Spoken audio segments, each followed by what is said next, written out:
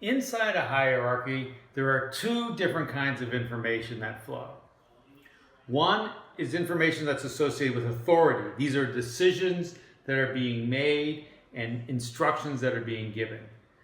The other kind is simply information, which is things like, hey, here's what the quarterly numbers were last quarter. The problem is we apply the same rule set to both those kinds of information. It turns out that authority should follow the chain of command, like this. But information should be able to flow anywhere in the hierarchy. So I'll give you an example of how this plays out. The CEO walks down to the floor and they stand behind the machine operator and they say, hey, how's your machine operating? And the machine operator says, yeah, it's doing pretty well today, but there's a little bit of vibration. I think there might be a bearing going bad.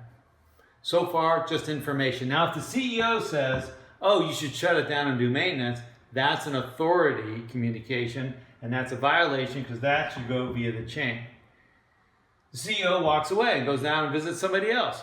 So far, so good. Now, ideally, this person will then call their supervisor and say, hey, yeah, the CEO was just down here, and I told her that machine wasn't operating well.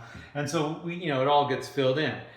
But when we see that, sometimes what happens here, these people get nervous. Oh my goodness, that person really can't talk to that person.